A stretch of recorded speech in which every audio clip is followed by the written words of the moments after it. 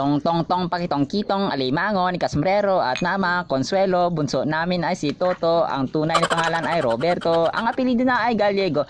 Charong! Pinapatawa ko lang po kayo mga sombreros. Kakaibang luto sa alimango. Makakalimutan mong siya ay naging sayo. Charong! Hindi related. Ay sorry. Si Percy Spencer ang nag-invento ng microwave oven. Sinasabi ko sa'yo, huwag mo na siyang hanap-hanapin. Charong! Hindi related. Ay sorry. O tama na yung spoken words mga sombreros. Bumili si mama ko mga sombreros ng hipon na malalaki mga sombreros at saka itong dalawang alimango. Bali binabad ko siya sa yellow mga sombreros kasi nga dapat ay ibabad niyo siya mga sombreros para pag naluto siya mamaya ay hindi matatanggal ang kanyang mga kamay or ang kanyang mga galamay mga sombreros.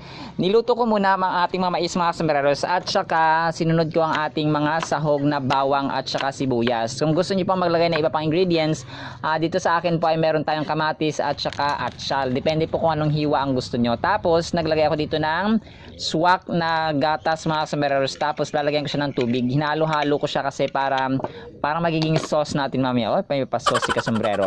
Tapos niready ko na yung ating hipon mga sombreros. Tinanggal ko muna yung kanilang mga ulo kasi gagamitin natin mamaya. Bali hinaango ko na yung mais natin mga sombreros kasi naluto na siya. Tapos magpapakulo ulit tayo dito para sa ating ulo ng mga hipon. Tapos niready ko na rin ang ating mga alimango. Buhay pa sila mga sombreros, preskang preska. At saka sabi ng nanay ko, talagang nahirapan din yung stepfather ko sa kakaikot dun sa palengke kasi nga bihira ang ganito mga sombreros. Parang season lang siya, may oras na wala, may oras na meron. So thank God kasi merong alimango that time na umikot sila. Tapos sinango ko na yung ating ulo ng mga hipon mga sombreros. Naglagay ako dito ng ating buko juice or coconut water mga sombreros kasi ito yung paglalagaan natin ng ating alimango at saka ng ating hipon. Naglagay ako ng konting asin para medyo malasa siya. Para mawala yung lansa mga sombreros, yung coconut water o yung tubig ng nyog po ang aking ginamit. Tapos naglagay ako dito ng margarine kasi walang butter mga sombreros, pwedeng margarine po ang inyong ilagay. Tapos ginisa ko muna yung ating mga sahog, inuna ko muna yung yung bawang. Hindi talaga ako nagtatanggal ng balat ni mga sombreros kasi nga yung nutrients niya nandyan. Tapos syempre, pero hindi mo siya kakainin mamaya. Tapos mekos-mekos natin ng konti. Sinunod ko na yung ating iba pang sahog. Tapos sinunod ko na lahat mga sombreros kasi para mas malasa siya, no? Tsaka para wala nang masyadong maraming arte, diba? Kakainin din naman lahat. Charang! Sorry. Tapos mekos-mekos na natin konti lahat mga sombreros. Tapos, ang daming tapos. And then, sunod ko na yung ating sabaw ng hipon, yung magic sarap. Tapos yung sabaw kanina ng coconut water mga sombreros, tapos yung gatas, tapos yung mais, tapos konting asin, tapos sinalo-halo ko mga sombreros. Basta yung lahat ng ingredients pwedeng pagsabay-sabay nyo para mas masarap siya mga sombreros. Ayan, mabilis ang ating transition. Luto na ang ating alimango na may margarine. Si Kasombrero kung ano pang ginagawa dito. Kumuha na kayo ng inyong mga kutsara at saka tinidor kasi ako magkakamay talaga ako mga sombreros. Huwag nating kalimutan magpasalamat sa lahat po ng biyaya mga sombreros kasi sobrang mahal po ng alimango, to tell you, 700 ang kilo. Pero nga dahil may grasya tayo mula sa Panginoon ay nakabili sila nanay. Sabi ko kay nanay, kung hindi kaya ng budget ay huwag na lang po. Pero si nanay talagang supportive at saka nakakain din naman po mga sombreros. First time nating magluto ng alimangong malalaki. Kasi nakita natin sa mga online, sa mga social media platforms na yun, nagluluto sila. Sobrang sarap niya mga sombreros kasi nag-complement or parang nag-agree yung lasa ng margarine. Tsaka margarine po ang pronunciation sa American English mga sombreros. Tapos yung gatas at saka yung mga iba pang ingredients mga sombreros at syempre yung ating hipon at saka yung crab mga sombreros. Sobrang sarap niya mga sombreros. Hindi siya mapakla, hindi siya maalat, saktong-sakto lang po ang kanyang lasa mga sombreros. Kung ako sa inyo, i-try niyo po yung gantong luto kapag meron kayong budget talaga. Habang kami po ay kumakain mga sombreros, nais ko pong i-remind ang bawat isa, maging aking sarili, ng kung gaano kamahal tayo ng Diyos. 1:3:16 or John 3:16 mga sombreros, sabi dito, sapagkat gayon na lamang ang pag-ibig ng Diyos sa sangkatauhan, sa atin yon, kaya't ibinigay niya ang kanyang kaisa-isang anak, which is Jesus Christ, upang ang sino mang sumampalataya sa kanya ay hindi mapahama kundi magkakaroon ng buhay na walang hanggan. Ito mga sombreros, yung unang part, sapagkat gayon na lamang ang pag-ibig ng Diyos sa sangkatauhan, sa atin yon, kaya't ibinigay niya ang kanyang kaisa-isang anak, which is Jesus Christ. So ginawa ni Lord yung kanyang part noon. hanggang ngayon mga sombreros, kasi mahal na mahal na mahal niya tayo mga sombreros. Walang makakapantay sa pag-ibig ng Diyos. Kasi di ba, kaysa isang anak niya, binigay niya sa atin. Tapos yung second part nito, sabi dito, upang ang sino mang sumampalataya sa Kanya ay hindi mapapahamak. May gagawin tayo na part mga sombreros. Magkaroon tayo ng faith, ng trust, ng pananalig sa Kanya. Tapos magkakaroon ng hindi mapahamak. May promise. Kung nakita natin mga sombreros, kapag susunod tayo, magkakaroon tayo ng pananampalataya sa Kanya, no? Aasa tayo sa Kanya, merong promise. May promise mga sombreros na makakamta natin na ibibigay ng Diyos kapag tayo po ay sumunod. Kasi ginawa niya yung part niya, di ba? Binigay niya yung kanyang anak. Tapos may promise. No? Sabi dito, hindi mapapahamak. No? Hindi lang yung may protection tayo araw-araw, pero yung buong pamilya po natin mga sombreros ay may protection. Tapos, meron pang isang promise ito, kundi magkaroon ng buhay na walang hanggan. Grabe, the best mga sombreros, no? Ito yung hindi forever na buhay dito sa lupa, kundi yung ating kaluluwa ay forever sa langit at magkakaroon tayo ng access. Kumbaga pa, bukas ang langit para sa atin mga sombreros. Habang masayang kumakain si Nanay Consuelo at saka si Kasombrerong Dennis mga sombreros, ay damhin din po natin ang pag-ibig at labis-labis na pagmamahal at pag-ibig ng Diyos sa atin mga sombreros. Ang iniisip kasi ng mga tao, parang pulis si Lord. Oh, mali yan. Hindi, God is love. Kaya sinasabi na God is love po mga sombreros. Ang sarap ng kanya mga paa mga sombreros kasi mataba yung alimango mga sombreros. By the way, abangan nyo rin po sana ang ating trivia na part mga sombreros, no? Kasi nakakatuwa at saka malalaman natin mga sombreros ang mga bagay-bagay about sa trivia. Charang, may ganun. Pero yun po mga sombreros, no? Grabe po ang pag-ibig ng Diyos sa atin kasi ibinigay niya ang kanyang kaisa-isang anak, di ba? Sa tao, di ba? Hindi mo naman pwedeng ibigay yung isa mong anak tapos sasampalin na ng tao, susuntukin at saka ipapako sa krus. Di ba? Anong mararamdaman ng parents kapag ganun yung ginawa sa kanyang anak? Di ba? Syempre, mag-file ng kaso, no? Talagang galit na galit. Pero ito siya mga sombreros, hindi ko nasasabi na gagawin natin to, pero ginawa na niya yung part niya. It's time naman or oras naman natin para gawin ang part natin mga sombreros, yung paglalaan ng oras araw-araw, yung pagbabasa ng Biblia, kung nakakatagal nga tayo sa social media mga sombreros, di ba?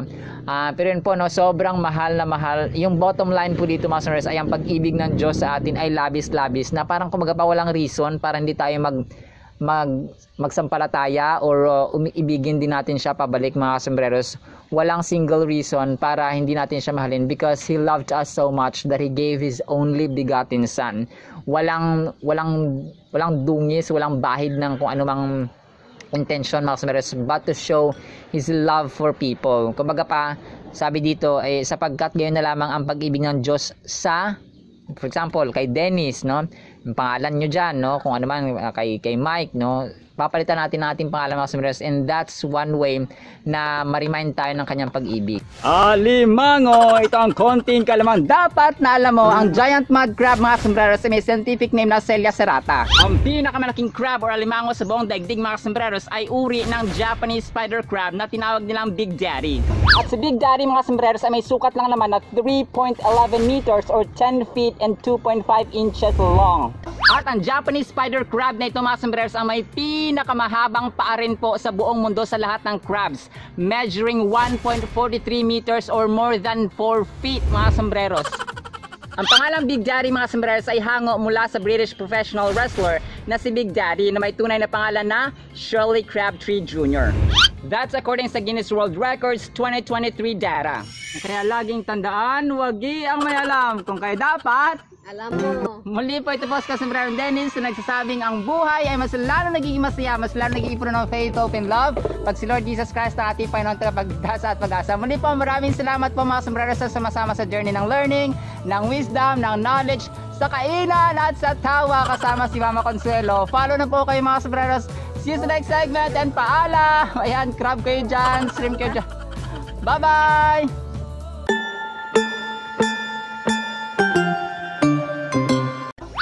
Hi, my name is Kebricyclopedia, short for Kasombrerong Britannica Encyclopedia Wikipedia. And yeah, I have my hat removed just for this segment, and my role here is very simple and easy. Let me begin my task by asking.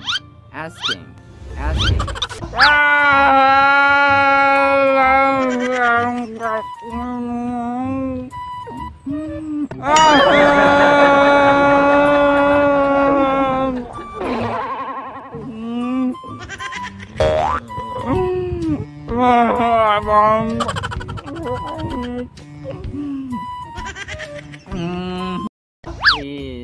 stop crying. Our vocabulary term is vanquish. Vanquish. Di ba kayo nagtataka? Bakit labis-labis na lang ang pighati ni Toto dahil lang sa big bag na to? Di ba kayo nagtataka? Ang vanquish mga sombreros ay verb. Ito yung pagtalo mo sa kalaban mo, sa isang contest, sa isang labanan, sa isang battle, sa isang war, etc. Ang mga possible synonyms po natin dito ay overcome, defeat, overpower, etc. At pag ginamit naman sentence ay give it up, Mr. Dictionary. Ornithologist Toto said, "It is no honor for an eagle to vanquish a dove." Vanquish. Eagle, eagle, eagle. Do you know that eagle is the king of all birds? Ang eagle, mga sombrero, specifically ang Philippine monkey-eating eagle na may scientific name na Pithecofaga jeffrey, ay tinuturing na king of all birds. Naging pambansang ibon natin ng agila sa Proclamation 615 or Proclamation bilang 615 sa pamamagitan po ng ating late president na si Fidel V. Ramos.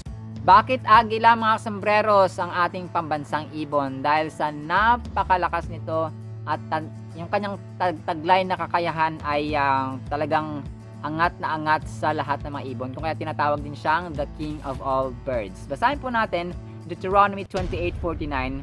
Sabi dito, ipapasalakay kayo ng Panginoon sa ibang bansa na mula sa malalayong lugar sa dulo ng mundo na hindi ninyo maintindihan ang salita. Sasalakayin nila kayo katulad ng pagsila ng agila sa mga kaaway. So, kinumpare ang kanyang lakas sa isang agila, mga sombreros. Proverbs 23:5, dahil ang kayamanan ay madaling mawala at tila may pakpak na lumilipad sa kalawakan tulad ng isang agila. Isaiah 40:31, ngunit ang mga nagtitiwala sa Panginoon ay muling magkakaroon ng lakas. Lilipad sila ng gaya ng isang agila. Tumakbo man sila ay hindi mapapagod, lumakad man sila ay hindi manghihina. So, all in all, mga sombreros, para tayong mga agila, kapag tayo nagtitiwala sa Panginoon, manghihina man, hindi tayo mapapagod. Because God is our source of strength. Kung kaya, let's read, love, and obey what's in the Holy Bible.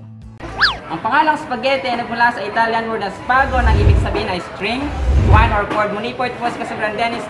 Ito po ang inyong hamak na lingkod, Kasombrerong Dennis, at sa paghahatid ng kaalaman at tawa ay kasama ko si Cable Cyclopedia o Kasombrerong Britannica Encyclopedia Wikipedia, si Mr. Dictionary, si K. Graham Pitcher, Kasombrerong Grammar in Speech, at sa tawa, syempre, si Toto, ang pinakakwela sa lahat na nagsasabing, sabayan nyo kami, ang buhay ay magsalaan ng naging magsalaan ng naging faith of love, patuloy na pag-asa. Muli po, maraming salamat po, mga sombreros, sa mga sumasama sa learning, sa wisdom, sa knowledge. Maraming salamat po at see you sa next segment.